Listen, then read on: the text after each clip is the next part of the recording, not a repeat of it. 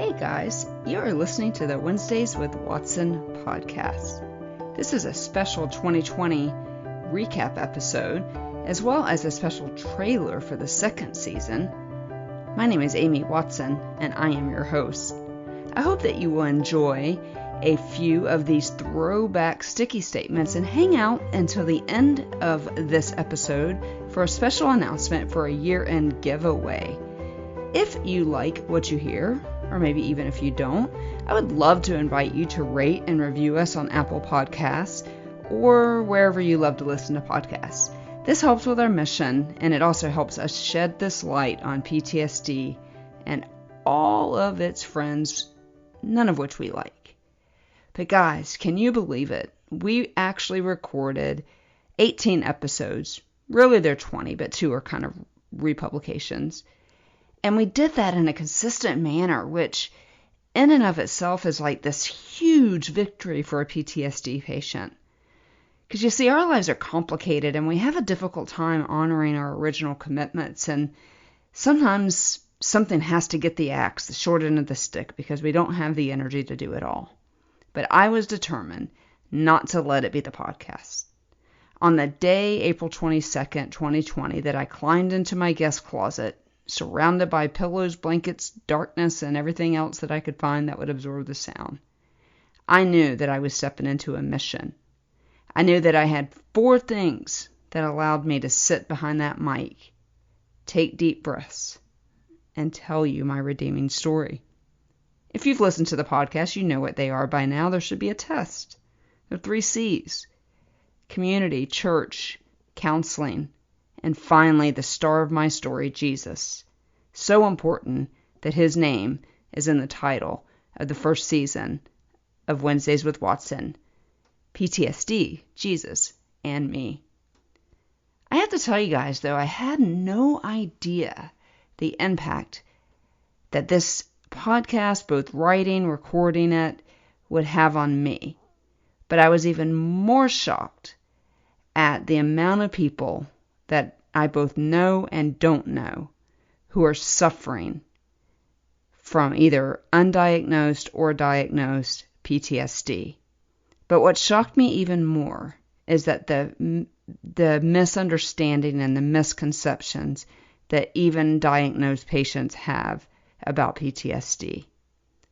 The messages that flood into my inbox gives me a purpose, and it's an honor to help, but it also helps me understand something. It helps me understand this clip that I want to share with you from my first guest, Crissy Loughridge, how she shared what it is like to walk with, live with, do life with a PTSD patient. Every day, I assumed you would not make it. I assumed that this was a gift, that I had a short-term friendship with you, and that the Lord had given me a moment with you, and that it would be very short-lived. I did not think he would make it. Now, I am not that educated, or at least I wasn't before now, on PTSD. My recordings are basically my experiences, my story, and it's certainly not meant to be, I don't know, a substitute for professional help. But I did learn some things navigating this podcast and navigating my own PTSD. But I didn't learn those by myself. I learned those in one of those C's, counseling. And one of the things that I learned in counseling is this cheetah analogy. And that seemed to resonate with people so much. See, because cheetahs are the fastest animal on the planet, and they will run from danger and fear until they can't anymore, basically till they collapse.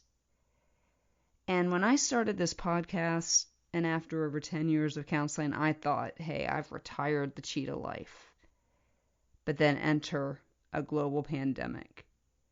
And on one of the episodes, which I believe is the 3rd episode, Safe Enough to Fall Apart, we get on audio the moment that I realized that I have not, in fact, retired the cheetah life. Chasing that 7-year-old Amy sent me back to the cheetah life And I was frustrated with that because I thought I retired that life. As I mentioned already, I learned that analogy from my counselor who, at the very beginning of the podcast, I promised to bring on. And we did that in episodes 11 and 12. I asked Dr. Pettit a series of questions, ones that I knew that you guys would want answers to. Questions like this: what is the difference between a real and perceived threat? What is trauma? Let's listen to his answer to those again in episodes 11 and 12 in my interview with Dr. Thomas Pettit. And so trauma, probably the best way to view it is it's any experience or experiences that we have that any activating experience that takes us out of our window of tolerance. So this window of tolerance is, it's an imaginary window in which we experience things, but we healthily process them or are helped to process them. And so it's worked through, or it's, the needs are met, things are calm, and then we move on. Well, when we experience things that are too intense, that they take us out of that window of tolerance, and or we're not helped to bring back in there, that's trauma. Wow. Having him on those episodes was, and basically essentially is a free counseling session. Like, you literally can hear me breathing on that podcast, and we could not edit it out. I had no idea what he was going to say when he came on. I had some questions for him that you guys wanted, but he did something. And we don't have time in this podcast to give you the entire audio clip, but again, it's on episodes 10 and 11. But he walked me through some cutting-edge counseling therapies and how to deal with fear, panic, and PTSD issues. And you're going to want to go catch those, or that little clip, about a 3-minute clip on episode, I believe it's probably on episode 11, the second episode with Dr. Thomas Pettit. But he provides a really practical, mindful exercise to help PTSD patients in times of activation. As 2020 did what it did, another old friend popped his head in, and I got behind the mic again to tell you of my struggles with an eating disorder. And you can find that in the first season as well, PTSD, Jesus and Me, Eating Disorders. This clip that we're getting ready to play for you is raw, but the whole season was.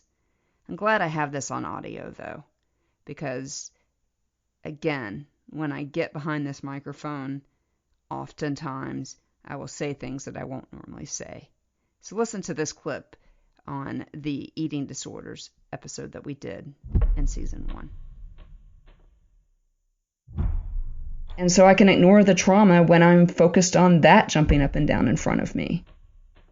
So currently, as of today, again, real-time healing, my body is in panic mode, and my body is keeping the score. And it keeps the score by giving me that full feeling, like I just ate Thanksgiving dinner, and it's very difficult to get food and calories in. As we move through the podcast season, and I continue to heal too, we talked a lot about this issue of fight or flight. It's a hallmark of trauma, hallmark of PTSD. I told you guys this story about a snake that was on my back porch. This was a little black snake. And at first how I panicked and ran across the porch and jumped up into a chair and texted my next door neighbor to come help me. I talked about that in episode 16, Processing Fear. And we're going to show you, let you listen to that clip here in a second. But that was a time where fear ruled me temporarily, but I had the tools because of counseling, because of one of those C's, to walk myself back from it. This was actually published in episode 16, Processing Fear, which was an unscheduled episode. It is about as raw and real as it gets, and every time I look at it, I want to unpublish it. But I'm glad I had a clip of this moment where I talked to you about that time when I was able to walk back the snake episode. And then I want to follow it by talking about, in that same podcast episode, Processing Fear, how fear steals one of the most valuable things we have. And it's important for you to know what it is that it steals from us. And you can probably guess, but I talk about it on this unscheduled, unfiltered episode called Processing Fear. But that day, when my brain said, hey, that's dangerous, I froze first, and then I literally ran across the room, and then, had there been a battle to fight, like I had a shovel or something, I could have also fought.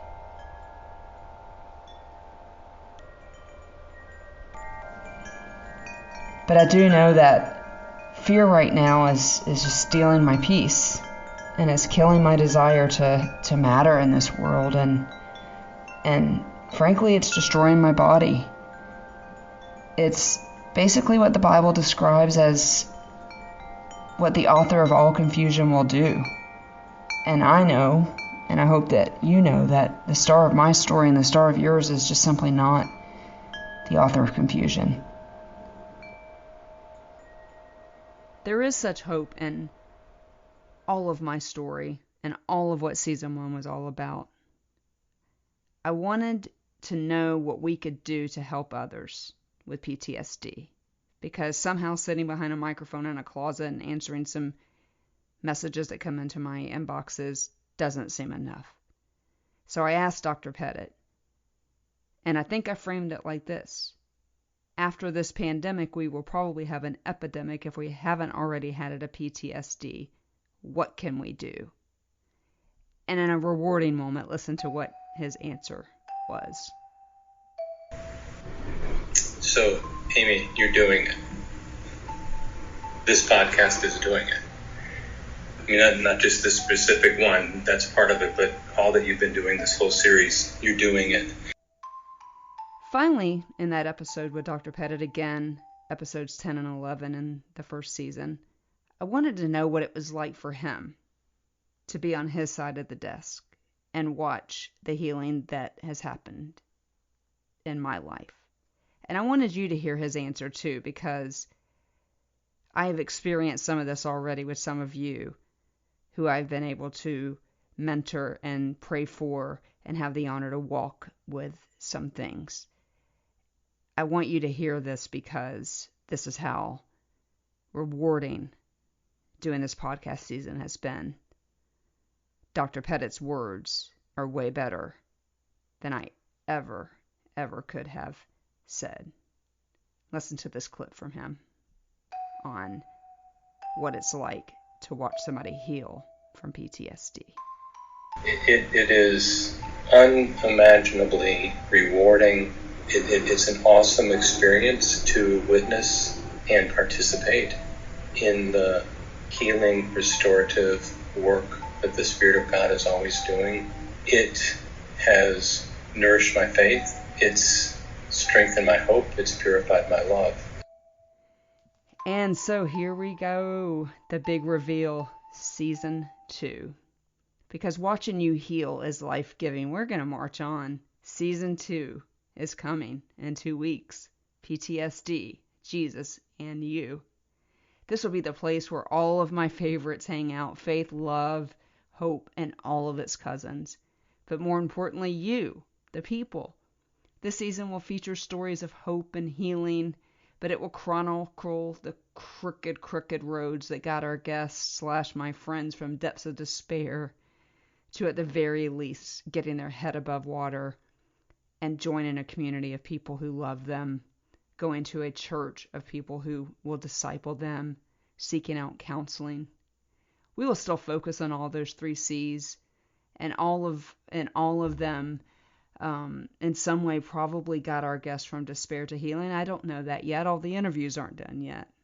But we will, of course, talk about the star of my story, and we will find out if he makes starring appearances in other people's stories too. We know that trauma is no respecter of person. And we are here to provide help and information and prayers and support and accountability. And I already said it, but I'm going to say it again, and it's in all capital letters on my script here, hope. So, we will see you here in 2 weeks with the season premiere of PTSD, Jesus and You. I can promise my first guest has a story that none of us saw coming, and we are still walking with her and her trauma. And as much as I hate her story, I can't wait for her to tell it to you. Until then, guys, happiest of holidays, Merry Christmas, Happy New Year. We will see you right here on January 6th with a brand new season of Wednesdays with Watson, PTSD, Jesus and You. And you know what? Until then, remember, you matter, and let the healing continue. As you let the healing continue, I do want to thank you so much for listening to the Wednesdays with Watson podcast. I am so excited about season 2, and the other thing that we are going to do, because it was so helpful to other people, is bring on third-party perspectives for walking with people with PTSD.